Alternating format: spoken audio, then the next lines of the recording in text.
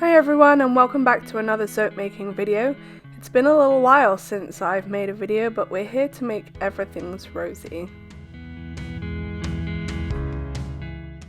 I'm going to start out, as every soap does, by adding my lye water solution to my oils. I do still have a little bit of unmelted shea butter in my oils, but that will melt right in with the heat of the saponification.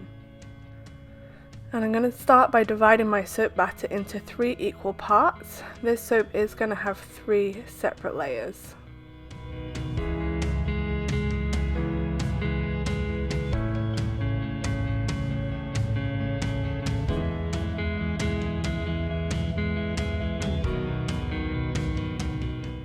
Now that I've divided my soap batter, I'm going to add some Rose Kaolin Clay to each layer.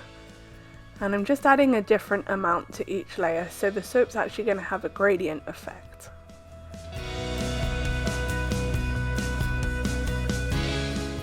And I'm going to add a little bit of zinc oxide to 2 of my layers to help lighten them.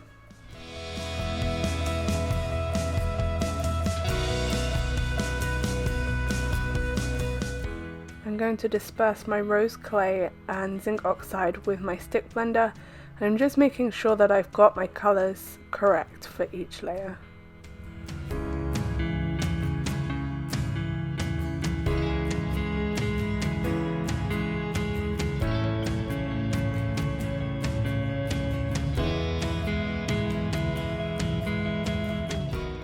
Now that I'm happy with my colours, I have put one of the layers into a larger bowl to make it easier to mix. And my stick blender does add a lot of air bubbles into my mixture, but once I add my essential oil combination, I'm going to stir that in with my spatula, which will get rid of a lot of the air bubbles.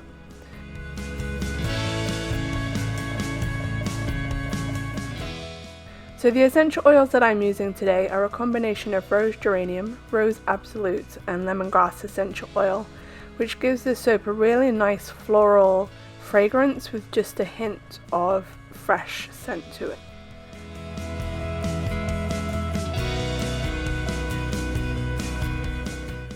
And it's time to add the first layer into my molds.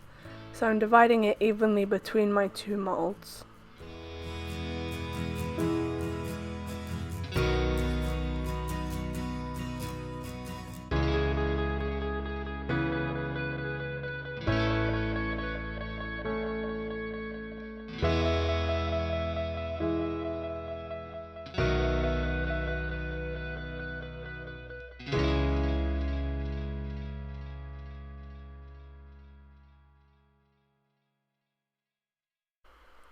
I'm going to let my soap set up for a little bit because I want to texture the layers. And now that my soap's been sitting for about 5 minutes, it's set up a little bit more. So I'm going to use the back of my spoon to add some texture to the layer.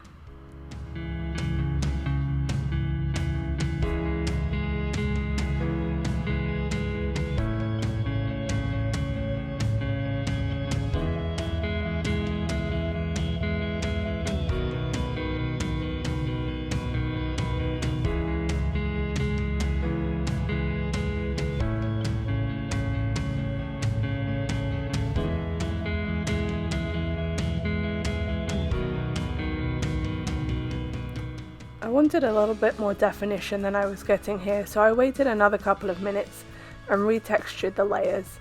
And now I've added some activated charcoal to my tea strainer, and I'm just sprinkling that over the top of the layer, and this is going to give a nice black line between each layer.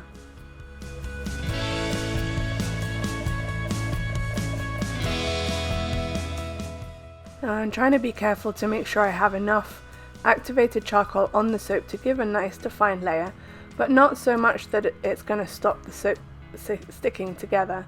And so I make sure that the activated charcoal still looks wet, and that will allow the soap to stick together.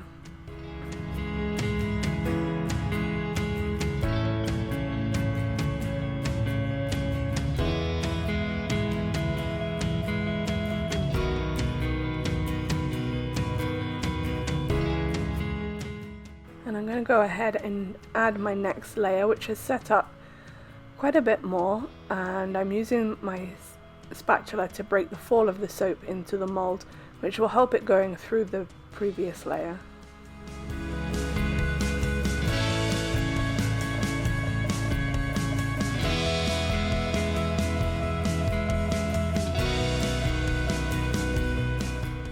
I'm using my spatula to move the soap around and make sure I've got it in all of the grooves from the previous layer and spread it out evenly.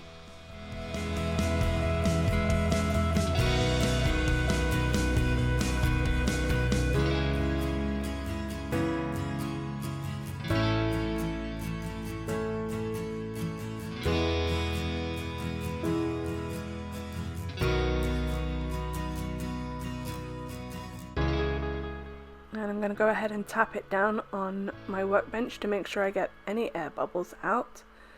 And once again I'm using the back of my spoon to add some more texture. And you can see how much more definition I'm getting in these textured layers now that the soap has set up a little bit more.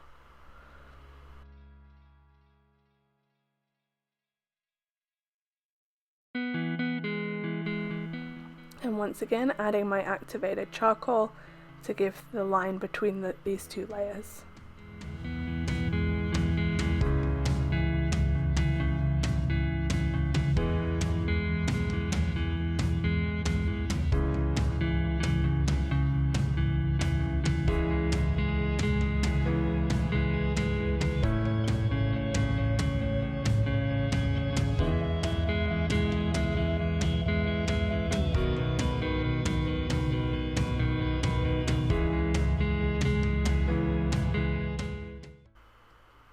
And I'm going to go ahead and add the last layer of soap right on top.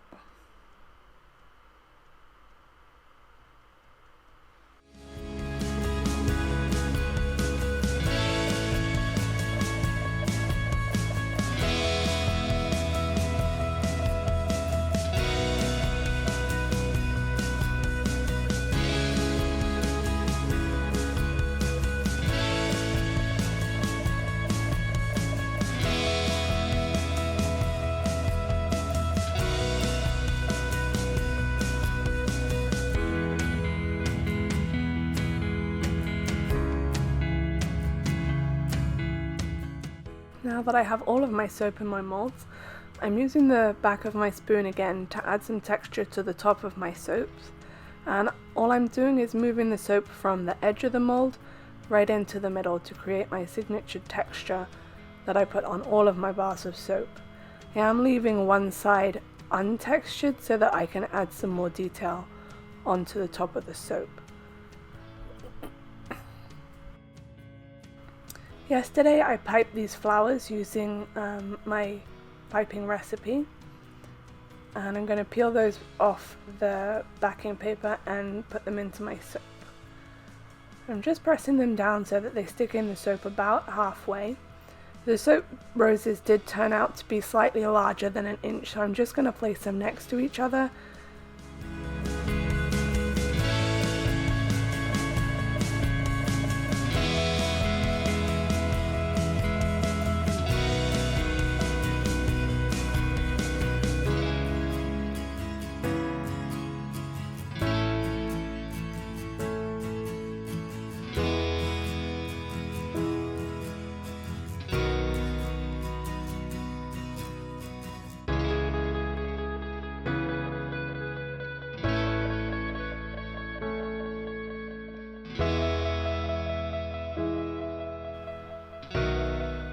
I had a few soap roses left over after placing them all on the soaps, so I decided to move them and bunch them up a little bit so I could fit just one more on.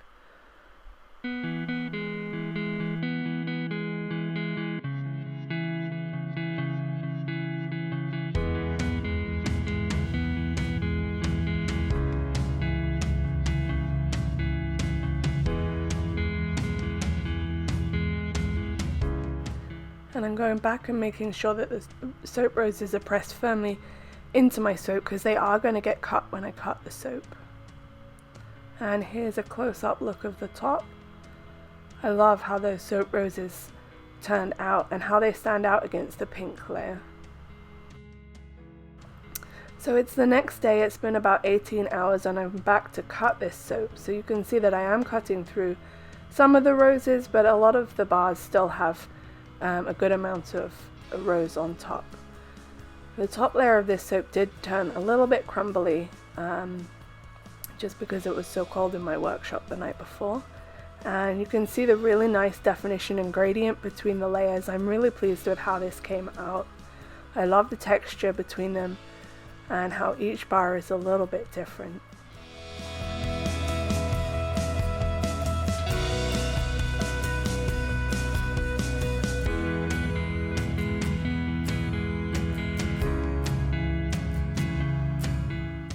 And here's a good look for you at the top of the bar with that rose sitting there. I'm going to go ahead now and cut my second loaf. This one gave me a little bit more resistance, just cutting through the roses. It was a little bit tougher, but we got there in the end.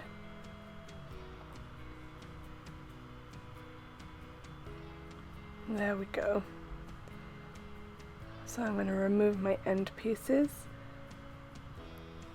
and you can see the roses right on top there and the gradient between the layers. I love how this soap came out. I really like the look of layered soaps right now. I'm kind of into that, and I love that I was able to get the gradient between the layers.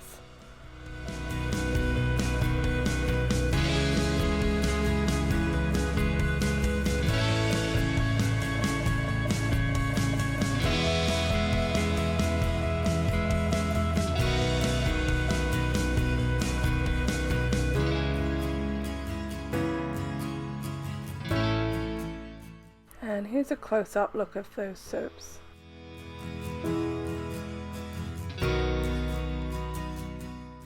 Thank you all so much for watching. Don't forget to leave a comment in the comment section below and let me know how you liked the video, and I'll see you all next Tuesday.